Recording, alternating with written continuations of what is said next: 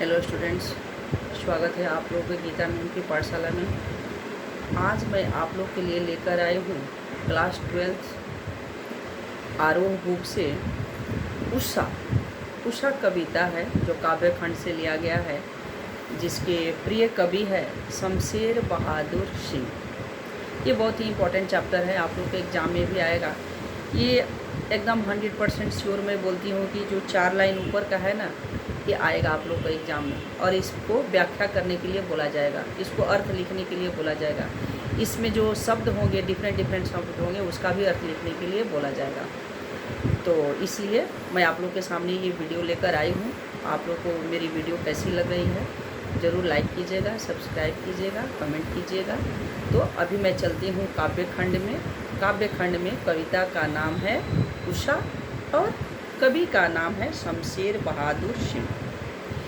इस कविता में, ये जो कविता है, इसमें सुबह के समय का रूप, रंग और वातावरण का वर्णन हुआ है। जो सुबह 5 बजे 6 बजे सुबह का जो समय होता है, उसका रूप रंग कितना मनमोहक होता है, उसकी छवि कितनी निराली होती है।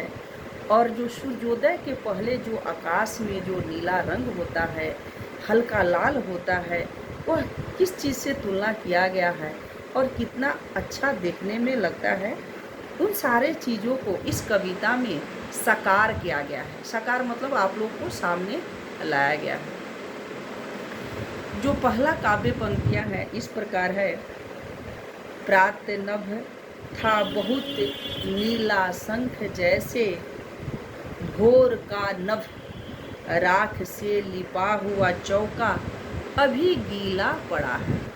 यह ग्रामीण क्षेत्रों का इसमें व्याख्या किया गया है। जो लोग गांव से बिलोंग करते हैं, भोर मतलब तो आप लोग को पता होता है, भोर मतलब होता है सुबह सवेरे। तो इसमें का जो भोर का जो समय है उसी के बारे में कवि इसमें व्याख्या किया है। कवि कहते हैं कि जो प्रातःकालीन आकाश का जो रंग नीला होता है, उसकी तुलना कवि ने शंख के समान किया है। शंख आप लोग देखे होंगे, सबके घर में शंख होगा, शंख बजाते हैं। उसका जो आकार होता है शंख का, उसके जैसा कवि ने तुलना किया है। जब वो शंख के आकार का जब आसमान हो जाता है, पूरब की ओर हो जाता है, सूर्योदय से पहले शंख के आकार का हो जाता है, तब सूर्य का आगमन होता है। उसके पहले ग्रामीण क्षेत्रों में कौन कौन से क्रियाकलाप होते हैं, वो सब इसमें दर्शाया गया है। भोर के समय नीला रंग थोड़ा मंद पड़ा और वातावरण में नमी दिखाई देती है। नमी मतलब सुबह के समय हल्का हल्का ठंडा होता है। चाहे कितनी भी गर्मी पड़ती है ना, कितनी भी प्रचंड गर्मी पड़ती है, लेकिन अक्सर आप लोग सुबह जब 4, 5, 6 बजे उठेगा तो ठंडा ही हवा मिलता है, तो वो समय बहुत ही अच्छा होता है। इसमें कभी इसी समय का व्याख्या किया है और बोले हैं कि आकाश न हो बल्कि राख से लिपा हुआ चौका हो।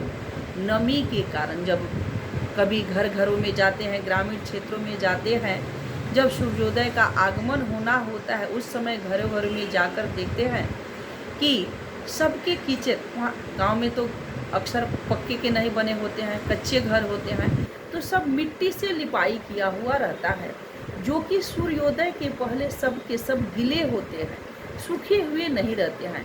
वो दृश्य लेखक को बहुत ही मनोहारी लगता है, बहुत ही सुंदर लगता है, जिसकी व्याख्या कवि इसमें किया है। ये जो प्रातःकालीन का जो समय होता है, घर को लिपा हुआ होता है, घर गीला होता है, वह दृश्य मुझे बहुत अच्छा लगता है।